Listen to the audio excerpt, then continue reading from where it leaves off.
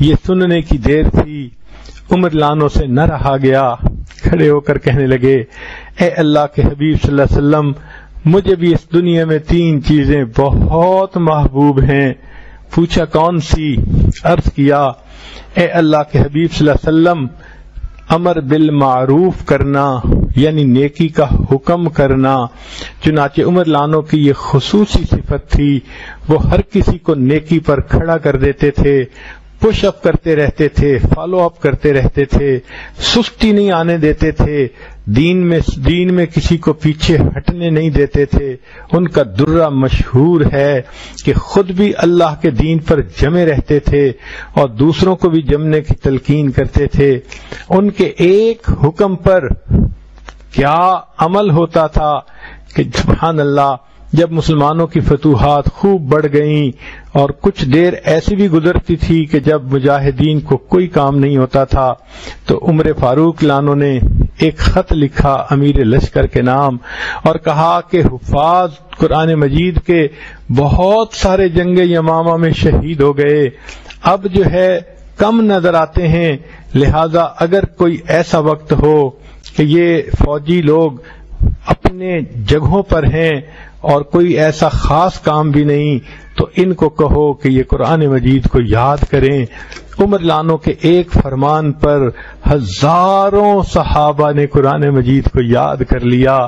ان کی ایک بات پر اللہ تعالیٰ نے اپنے بندوں کے دلوں کو اس طرح متوجہ کر دیا ہوتا تھا کہ وہ قرآن مجید کے حافظ بن جاتے تھے۔ تو نبی علیہ تو عمر فاروق لانو نے کہا اے اللہ کے حبیب صلی اللہ علیہ وسلم، مجھے 3 چیزیں پسند ہیں۔ پہلی بات نیکی کا حکم کرنا، اور دوسری بات نہی عن المنکر، برائی سے روکنا۔ عمر فاروق لانو خود بھی رکتے تھے، دوسروں کو بھی روکا کرتے تھے۔ ان کے تقوی کا یہ عالم تھا۔ ایک مرتبہ ان کے پاس بیت المال میں خوشبو آئی جو تقسیم کرنی تھی لوگوں میں۔ ان کی بیوی صاحبہ نے کہا کہ میں اس خوشبو کو تقسیم کر دیتی ہوں۔ انہوں نے فرمایا کہ نہیں، کوئی اور کرے۔ بیوی نے پوچھا کہ کیا مجھ پر اعتماد نہیں کہ میں ٹھیک تقسیم کروں گی؟ فرمانے لگے نہیں، البتہ یہ ہے کہ جب تم تقسیم کرنے لگو گی تو اس وقت تمہارے ہاتھوں پر جو خوشبو لگے گی تو وہ حصہ تو تمہارے پاس آ جائے گا۔ میں اتنا بھی بیت المال کے پیسے سے فائدہ نہیں لینا چاہتا۔ سبحان اللہ، یہ ان کا تقویٰ تھا، خدا خوفی تھی۔ چنانچہ علی رضی اللہ تعالیٰ عنہ ایک دفعہ ملنے کے لیے آئے۔ عمر فاروق لانو بیٹھے ہوئے امور خلافت کا کام کر رہے تھے۔ دروازہ کھٹکھٹایا گیا، عمر فاروق لانو نے دروازہ کھولا، آئے اور بیٹھ گئے۔ پوچھا بھائی علی کیسے آنا ہوا؟ انہوں نے کہا کہ میں آپ سے کوئی ذاتی مشورہ کرنے آیا ہوں۔ دوبارہ پوچھا امور خلافت کا کام ہے یا ذاتی بات ہے؟ انہوں نے کہا نہیں، ذاتی پرسنل بات ہے۔ عمر فاروق لانو نے پھونک ماری، چراغ بجھا دیا، اندھیرا ہو گیا۔ علی لانو حیران ہوئے کہ اے عمر، مہمان کے آنے پہ چراغ جلایا کرتے ہیں، چراغ بجھایا تو نہیں کرتے۔ یہ سن کر عمر لانو نے جواب دیا علی آپ نے بالکل سچ کہا، لیکن مجھے اور آپ کو یہ زیب نہیں دیتا ہم ذاتی باتیں کرتے رہیں اور بیت المال کے پیسے کا تیل جلتا رہے۔ سبحان اللہ، جو اتنے امین تھے کہ بیت المال کے ایک ایک پیسے کا اتنا خیال کیا کرتے تھے، تو وہ اپنے آپ کو بھی گناہوں سے روکتے تھے، دوسروں کو بھی گناہوں سے روکتے تھے۔ تو عمر لانو کی 3 پسندیدہ چیزیں، فرمایا نیکی کا حکم کرنا، اور دوسرا برائی سے روکنا، اور تیسرا فرمایا کہ سادے کپڑے پہننا۔ عمر لانو کو اللہ رب العزت نے اتنی فتوحات دی تھیں کہ اگر وہ چاہتے تو بیت المال سے اپنا بہت سارا روزینہ متعین کر سکتے تھے، مگر انہوں نے ایسا نہیں کیا۔ معمولی پیسہ لیتے تھے جس میں مشکل سے گزارا ہوتا تھا، حتیٰ کہ وہ لباس پہنتے تھے تو بہت سادہ لباس ہوتا تھا۔ ان کے لباس کی حالت سن لیجئے کہ جب مسلمانوں نے بیت المقدس کو فتح کرنے کا ارادہ کیا تو محاصرہ کر لیا۔ یہودی اس وقت وہاں تھے، انہوں نے کہا کہ ہمارے علماء تمہارے سپہ سالار سے بات کرنا چاہتے ہیں۔ سپہ سالار نے پوچھا کیا کہتے ہو؟ انہوں نے کہا دیکھو ہم صاحب کتاب ہیں، ہماری کتابوں میں اس پیغمبر آخر الزمان صلی اللہ علیہ وسلم کا پورا حلیہ مبارک موجود ہے، اور ان کے آگے صحابہ کی بھی نشانیاں موجود ہیں، اور یہ بھی بتایا گیا کہ بیت المقدس کون فتح کرے گا۔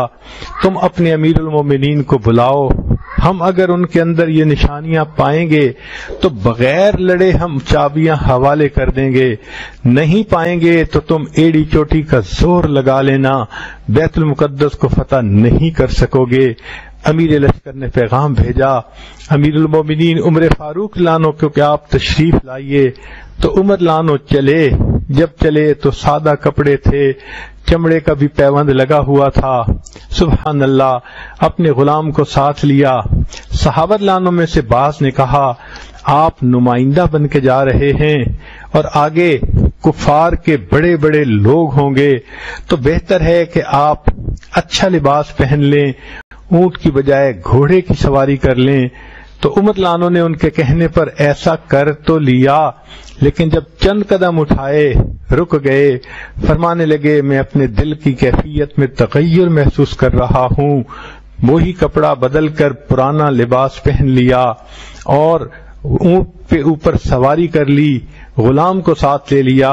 راستے میں غلام کے ساتھ یہ طے پایا، ایک منزل میں سواری کروں گا تم پیدل چلنا، اگلی منزل میں پیدل چلوں گا تم سواری کر لینا۔ سبحان اللہ، یہ اس زمانے کے مالک اور غلام کا تعلق ہوتا تھا۔ اتنا انسانوں کی ہمدردی ان کے دلوں میں ہوا کرتی تھی، ہر چیز کو شیئر کیا کرتے تھے، سبحان اللہ۔ چنانچہ یہ سلسلہ اسی طرح چلتا رہا۔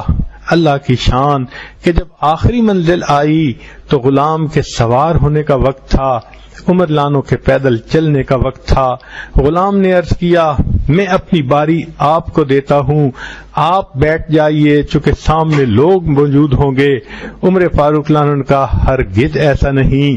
چنانچہ اس حال میں وہاں پہنچے کہ امیر المومنین تو نکیل پکڑے چل رہے ہیں، ان کا غلام اونٹ کے اوپر سوار بیٹھا ہوا ہے، اور امیر المومنین کے جسم میں جو کپڑے ہیں اس میں کئی پیوند ہیں، جن میں سے ایک پیوند چمڑے کا بھی لگا ہوا ہے۔ جب انہوں نے اپنی کتابیں نکال کر دیکھیں تو تورات و انجیل کے اندر یہی نشانیاں تھیں کہ نبی علیہ السلام کے جو خلیفہ بنیں گے، وہ جو فتح کریں گے بیت المقدس کو، وہ اس حلیے میں آئیں گے۔ ان کو دیکھ کر یہودی علماء نے کنجیاں خود بخود ان کے حوالے کر دیں، اور بیت المقدس فتح کرنے کی سعادت عمر فاروق لانو کے حصے میں آ گئی۔ تو عمر لانو فرماتے ہیں مجھے 3 چیزیں پسند ہیں، امر بالمعروف کرنا، دوسرا نہی عن المنکر کرنا، اور تیسرا سادہ لباس